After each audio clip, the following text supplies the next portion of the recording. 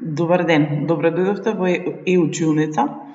Јас сум наставничката Сонја Поповска-Трајковска, што предавам ликовно образование. Денеска на кратко ќе се дружиме и да видиме што сум подготвила за вас. Нашата денешна ликовна задача гласи ликовни елементи и принципи во цртежот, препознавање на реален простор од илузија, приказ на абстракција, со мотив мртва природа или геометриски тела и ликовна техника цртање молив. Да видиме за подготовка што ни треба и реализација на зададената ликовна задача, што треба да си набавите. Треба да набавите, мало блокче за скицирање, обичен голем блок број 5, мек молив. Ликовната техника за оваа задача е цртање. Ликовната творба, изработена во ликовна техника цртање, значи дека на листот треба се што е нацртано да биде само со линии, не треба да се бои. Претпоставувам дека тоа веќе го знаете. Мало потсетување кој и што создава ликовна творба. Прво, најнормално значи, потребни сте вие учениците и вашите вешти раце и прсти, моливите, а после ликовната азбука јазик. Пријатно следење на информациите. Да се потсетиме само што е ликовната азбука или јазик. Јас предпочитам да се ја кажувам азбука отколку јазик, без разлика, да не ме буни понатаму, да знаете.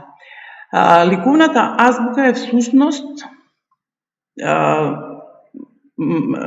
елемент кој со чија помош ја создаваме ликовната уметност, тоест нашите ликовни творби и успеваме, знаејќи ја несе, да прочитаме некое ликовно дело. Таа се состои од две групи, група на ликовни елементи и група на ликовни принципи.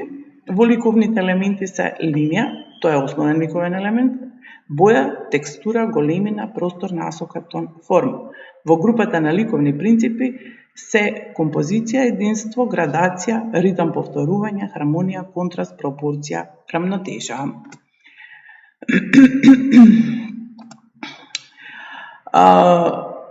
Да почнем да зборувам за ликовната задача. Значи, имаме задача за да видиме што се случува со просторот и како тоа го реализираме ние во ликовното.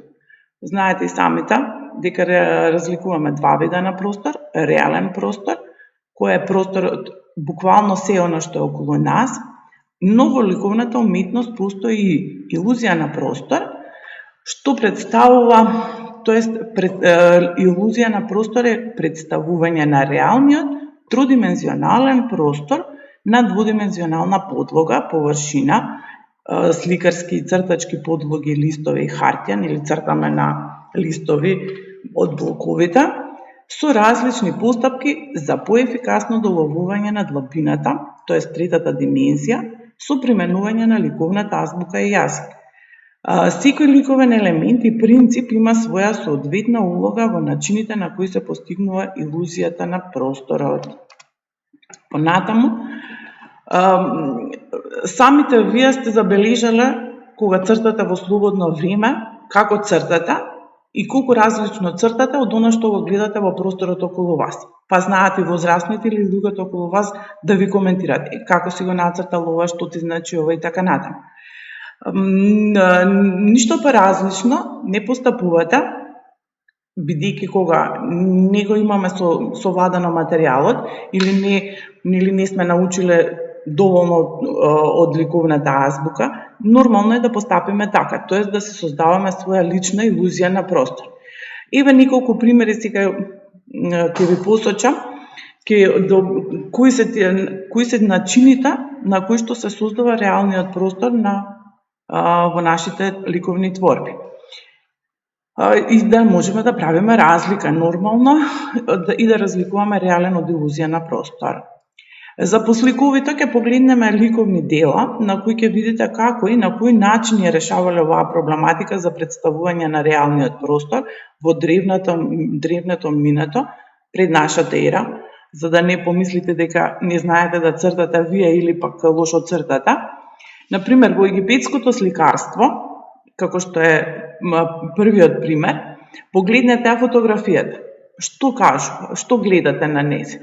Имате правоаголници, поделени правоаголници, во секој правоаголник е нацртани се ликови и активности на ликовете. Значи, творците ликовни во египетската уметност, во египетските династии, и тие не знаеле поинаку како да го представат реалниот простор на двудимензионалната површина и еве погледнете како тоа го работеле. Можете да најдете многу сличности со вашите цртежи или со вашето цртање, начин на цртање, така да можете само комплимент да си дадете на себе, дека цртат исто како египтяните. Ако поминете на другата слика, на античкото вазно сликарство, значи кај што имаме дел од античка ваза, ќе погледнете и ќе забележите дека истата постапка се случува и таму. Како на сегменти или на правоаголници со линија го означувале просторот. Значи, активностите што се први ги поставуваат најдоле, па потоа другите се втори, па третите и последователно најгоре ги качуваат, да речам, некои не толку битни или во далечина што се случувале активности. Ајде да одиме понатака да видиме што сум подготвил. И сега во Стариот свет, извадени се сегменти само од стиловите на историјата на уметност, вие самите ќе си погледнете, ако ви интересира, ќе барате други податоци, повеќе. Во Стариот свет, значи после во новата ера, Византија, сум сгрешила тука Византија, сум ја напишала со мала буква, извинете. Византија, например, ја користела бојата како начин за представување на просторот. Значи, создавале илузија на простор, на реалниот простор, создавале илузија со помош на боја. Забележувате дека сите бои се први, а позадината е сина и со тоа ја представуваат далечината. Значи, првичните форми, тоа е формите на луѓето, што се пред нас, најнапред, најблиску,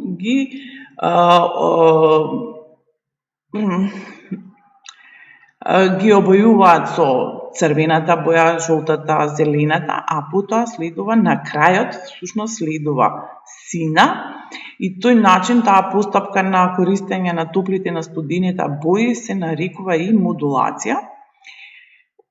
Значи, боите ги редат и ги користат како што се подредени во кругот на боите. Јас очекувам дека сите го имате видено кругот на боите, го има и во учебниците, и на часовите, претходно сме го покажувале, сме го работеле. Така да тоа не ви е толку непознато. Последователно, значи после Стариот свет, во времето на појавата на Ренесансата, познатиот уметник Леонардо да Винчи многу работел на оваа проблематика, како да го презентира реалниот тродимензионален простор на двудимензионална површина. И можете веднаш да забележите дека има разлика во неговата работа. Веќе луѓето ги става формите, да речам, ги става едни позади други, ги стеснува, просторот го стеснува, тоест архитектонските објекти ги стеснува во позадина. И веќе тој начин на такво постапување или презентирање на просторот станува како основа и прифатлив начин на презентирање на реалниот простор на тродимензионален, на двудимензионална површина, веќе од сите уметници понатака, да не речам и во архитектурата, и тој се преминува и до ден денес.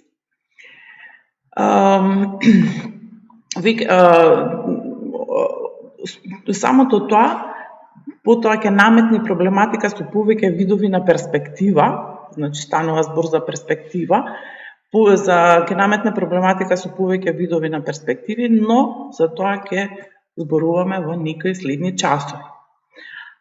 Да видиме сега како вие, учениците, и некои од уметници творат реален простор со помош на ликовните елементи и принципи, а како создаваат и илузија на простор. Во првиот пример имаме ученичка творба од учениците од моето училиште и таму е поставен, таму се ученичка творба со поставување на формите едно позади друго во композиција на мртва природа. Примена, значи тука имаме на ликовни елементи линија, ги забележувате линиите во текстура, форми, простор и ликовен принцип, композиција, бидејќи имаме повеќе од еден предмет, од една форма, единство, никако сите се слични, и контраст на црно и бели површини. Вториот пример е исто така ученичка творба, со примена на начин со боја, значи тука веќе создаваме илузија, има применето е ученичката, илузија на простор, мотивот е поинаков, гледате дека формите имаат иста, од слична големина, но длабината или просторот го доловуваат со боите. И сега треба подолго да наблюдуваме за да воочиме која форма од овие три, црвената, сината и жолтата, се поблиску како ни делуваат. Тоа е веќе визуелно забележување.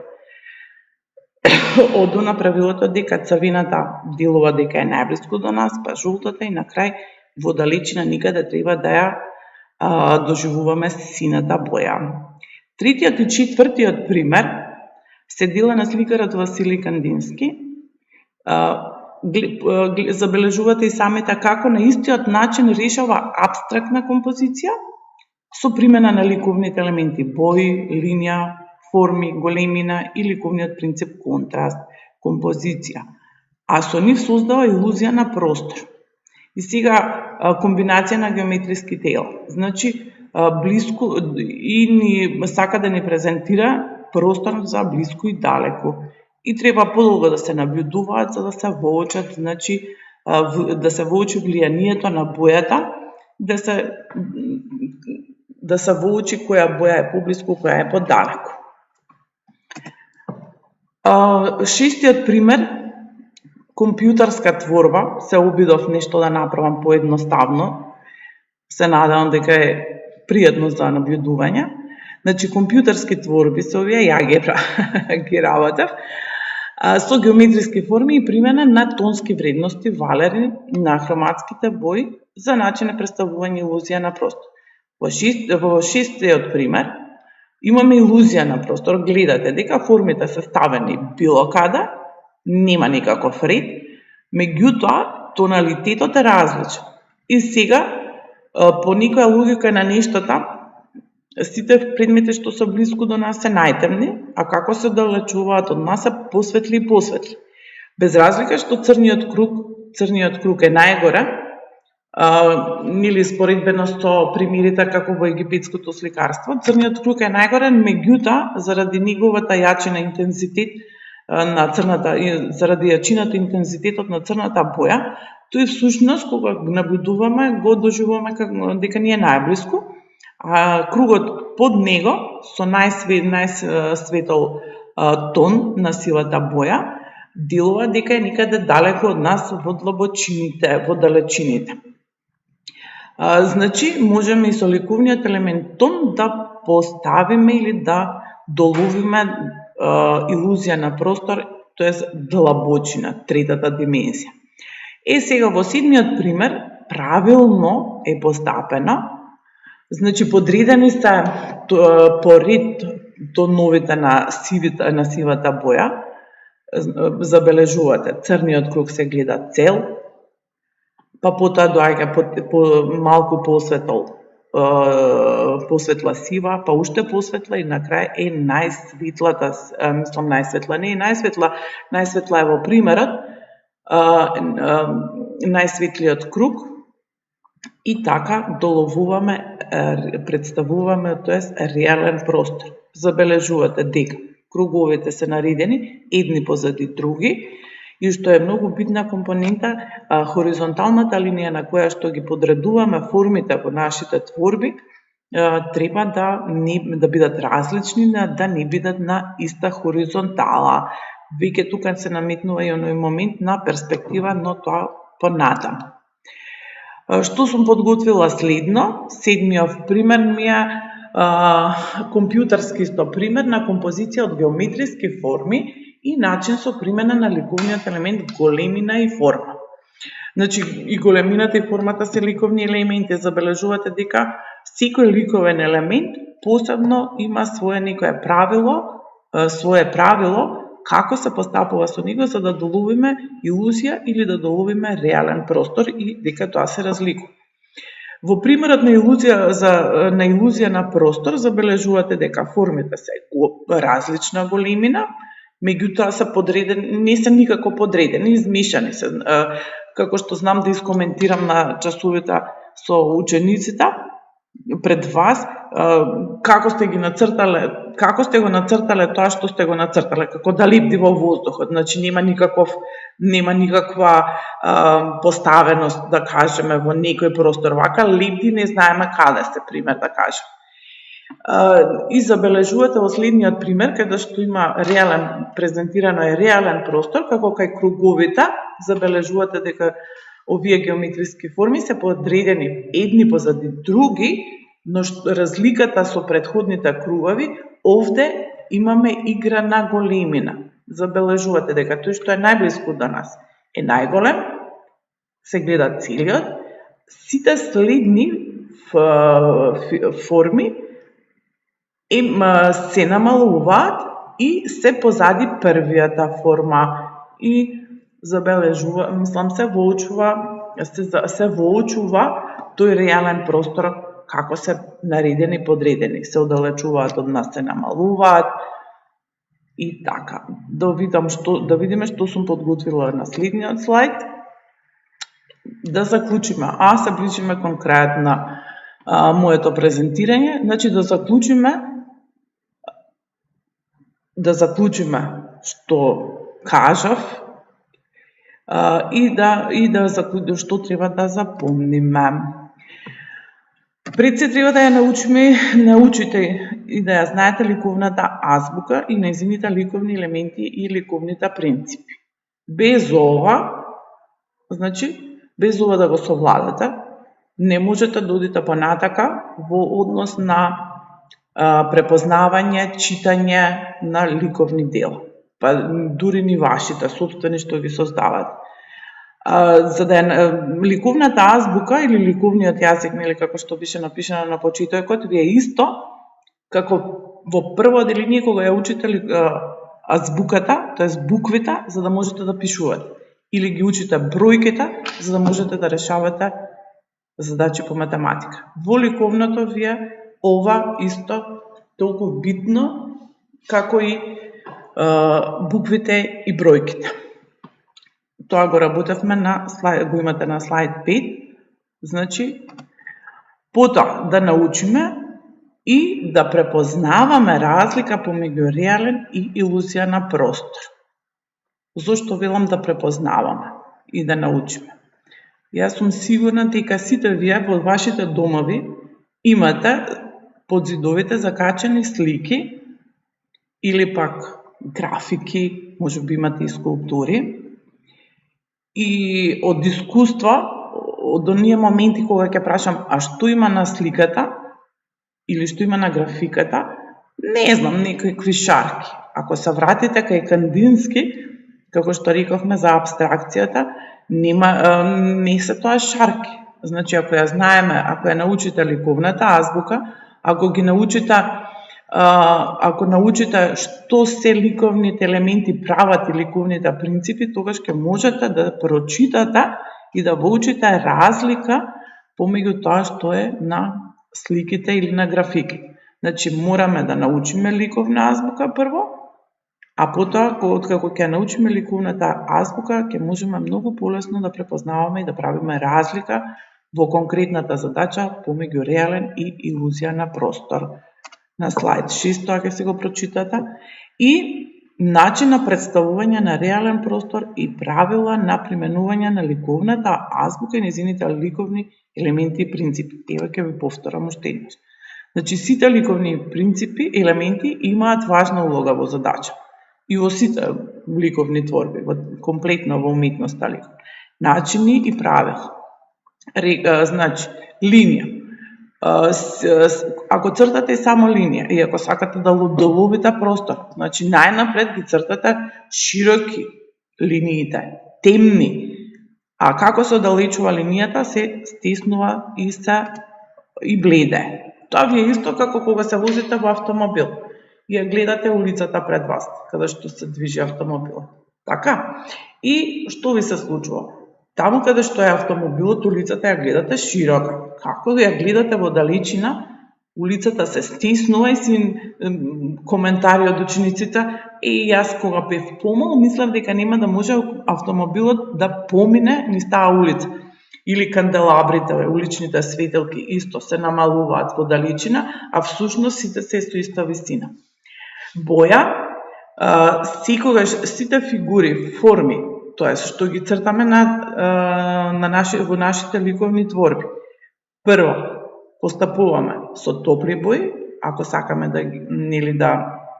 да покажеме дека се најблиску до нас, прво ги употребуваме топлите бои, значи црвена, портокалова и жолта, а потоа во позадина, да кажеме, ги користиме зелената, а на крај ставаме сината. Ева како што пишува, редоследно како во кругот на боите или ви на житото. Тоа е правилото. Текстура,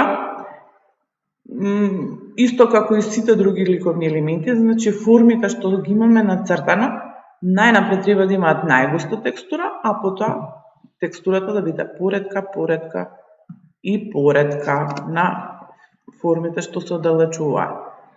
Големина, значи сите фигури што се блиску до нас, првите фигури, се најголеми. Потоа следуваат другите фигури што ги поставуваме едни позади други и стануваат се помали и помали како канделабрите на улицата или како лицата. Тон, сите фигури што се форми што се први, значи првите форми ги боиме со најтемните тонови, дали станува збор за ахроматски тонови или за хроматски тонови, seедно, значи прво се најтемните тонови, а како се оддалечуваат од нас, формите ги боиме или ги сенчаме со се посветли и посветли тонови. За крај на овој час, вежбајте дома и изработете скици во блокчето за скицирање. Меѓутоа, вежбајте, работете и правете скици и пробајте со сите ликовни елементи поединачно да направите скица некоја, а потоа и да направите скица со сите ликовни елементи и принципи заедно. И да ги применувате начините, тоест правилата за представување на реален простор.